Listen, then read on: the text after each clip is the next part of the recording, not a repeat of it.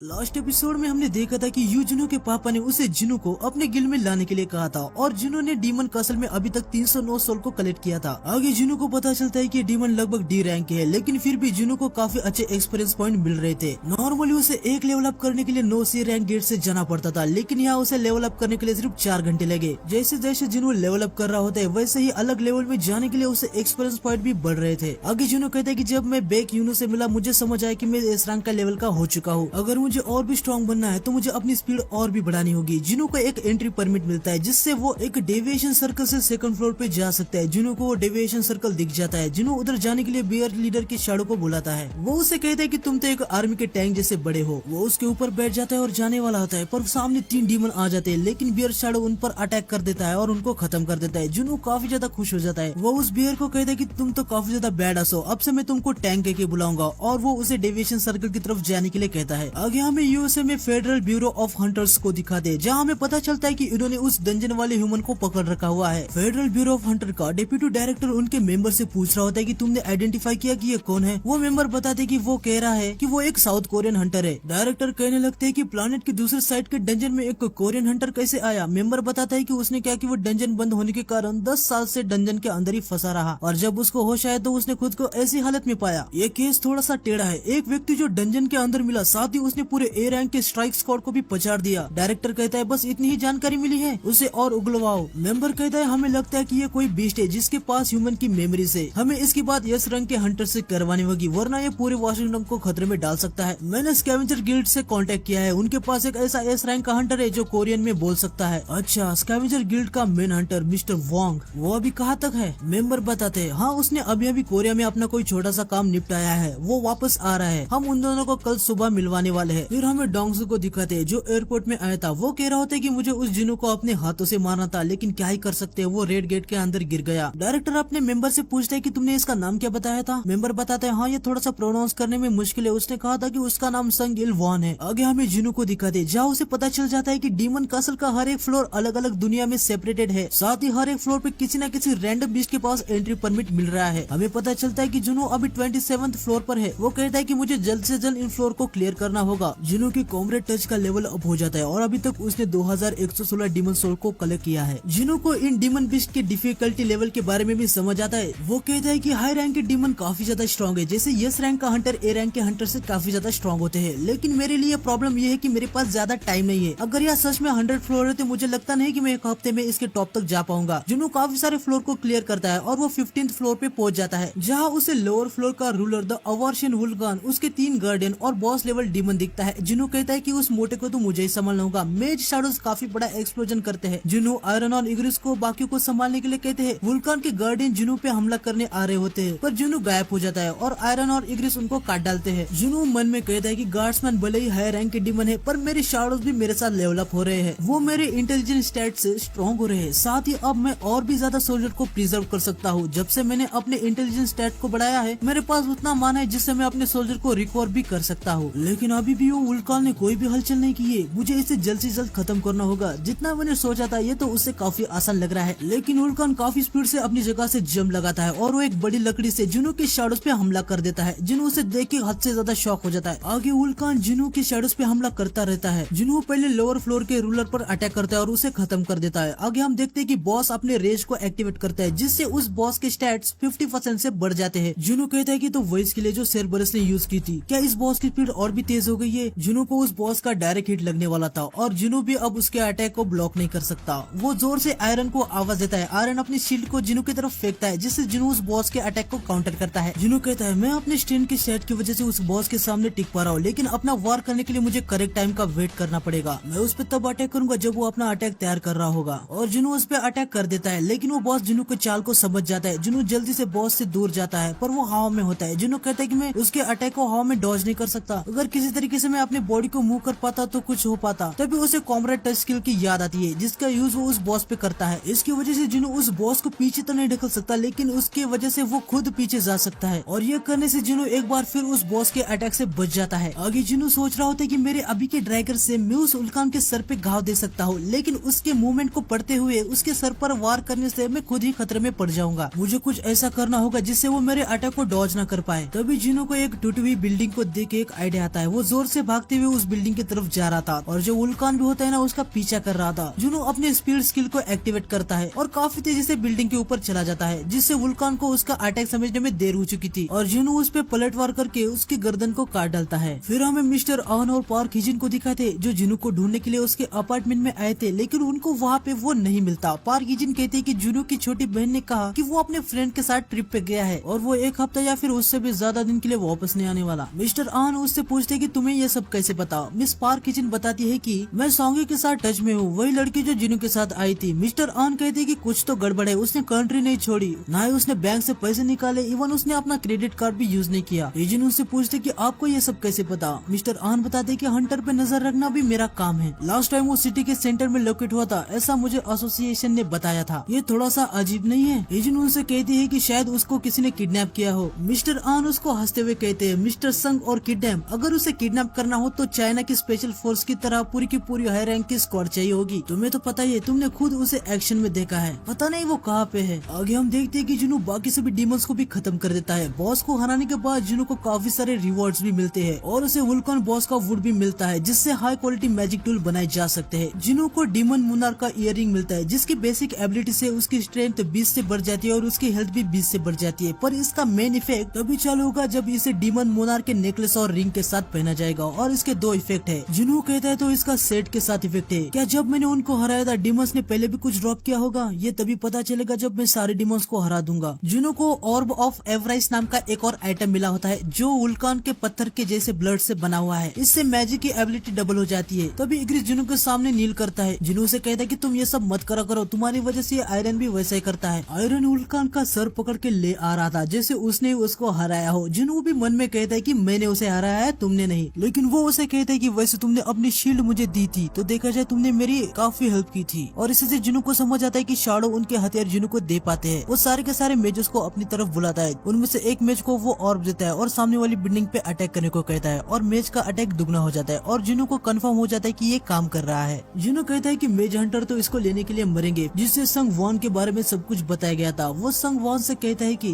एक magic beast जो human से कम्युनिकेट कर सकता है और सारी भाषाओं में उसे कोरियन ही आती है। संग वॉन डोंगसू से कहते है कि देखो मैंने पहले ही सबको बताया कि मैं कोई बीस्ट नहीं हूँ, अगर तुम्हें मेरे आइडेंटिटी पे कोई शक है तो तुम मेरा डीएनए टेस्ट भी कर सकते हो। डोंगसू उनसे कहता है कि तुम्हें मेरे साथ कोऑपरेट करना चाहिए क्योंकि मैं तुम्हें जज करने वाला हूँ कि तुम ह्यूमन हो या बीस्ट। संग वॉन कहते हैं कि ठीक है। डोंगसू उससे कहता है कि तुम्हें तो डंजन के अंदर मर जाना चाहिए था, आखिर तुम डंजन के अंदर 10 साल कैसे बचे? क्या तुम अनडेड का पार्ट हो? संग वॉन कहते हैं कि नहीं। आगे डोंगसू उनसे पूछता है कि क्या ये पॉसिबल है कि अगर कोई डंजन के अंदर मर जाए तो वो वापस फिर से जिंदा हो सकता है जैसे तुम? डोंगसू मन में कहता है कि अगर ऐसा मुमकिन होता है तो मेरा भाई भी। लेकिन संग वॉन कहते हैं नहीं, ये नामुमकिन है, जो मर गया है वो फिर से जिंदा नहीं हो सकता। चलो मुझे भी तुमसे एक सवाल करना है, गेट्स और मैजिक बीस्ट के बारे में तुम्हें कितना पता है? डोंगसू कहता है कि क्या तुम ये कहना चाहते हो कि उसके बारे में हमें कुछ पता नहीं? संग वॉन उन्हें बताते हैं कि पावरफुल फोर्स अभी अभी जागी है और वो अपने साथ बहुत ही ज्यादा भयंकर डिस्ट्रक्शन लाने वाली है। डोंगसू से कहता है तो तुम उस डिस्ट्रक्शन को रोकने के लिए आए हो? आखिर ये भयंकर डिस्ट्रक्शन क्या है जिसके बारे में तुम बता रहे हो? संग वॉन उसे कहती है कि मैं अभी तुम्हें ये नहीं बता सकता। डोंगसू कहता है तुम यहाँ डिस्ट्रक्शन को रोकने आए हो और तुम हमें इसके बारे में नहीं बता रहे हो। मुझे कोई आइडिया नहीं कि तुम क्या कह रहे हो, लेकिन तुम्हें पता भी है कि हमारे पास कितनी तादाद में हंटर्स है। संग वॉन उसे बताते हैं कि उस जैसे फोर्स के सामने नंबर्स किसी भी काम की नहीं है। पूरे के पूरे हंटर्स को भी एक साथ लाओगे तभी भी उसे नहीं हरा पाओगे। तुम खुद भी तो एक ठीक ठाक हंटर हो, तुम्हें ऐसी चीजों के बारे में पता होना चाहिए। ये सुनकर डोंगसू उन्हें कहता है कि तुमने मुझे कमजोर कैसे समझ लिया। आगे डोंगसू संग वॉन की आइडेंटिटी को देखता है और उसे कहता है कि तुम ये कहना चाहते हो कि तुम बस अकेले हो जो उस डिस्ट्रक्शन को रोक सकते हो, तुम बस मेरा टाइम वेस्ट कर रहे हो। आगे डोंगसू मन में कह रहे होते इसका नाम है संग इज वॉन, ये तो दिख इस फोटो की तरह ही रहा है, बस इसके बाल थोड़े से ज्यादा है। फिर भी डंजन के अंदर इतना टाइम रहने के बाद भी इसकी उम्र ज्यादा नहीं बढ़ी। फिर वो संग वॉन से कहता है कि देखने से लग रहा है तुम्हारे एक्सपीरियंस तो काफी अच्छा है, अगर तुम आज के हंटर होते तो अच्छा खासा कमा लेते। अभी तो रैंकिंग सिस्टम भी आ गई है, हाई रैंक के हंटर जो मेरी तरह है वो अच्छा खासा कमा लेते हैं। तुम्हारी वाइफ का नाम पार्क क्यों है और तुम्हें 2 बच्चे भी है और तुम्हारे बेटे का नाम। ये देख के डोंगसू शॉक हो जाता है। वो संगवा से पूछता है कि क्या तुम्हें तुम्हारी बेटी का नाम याद है? संगवा बताते कि हाँ उसका नाम है जिन्हा। डोंगसू फिर उसे अपने बेटे के नाम पूछता है। संगवान बताते उसका नाम है जुनू।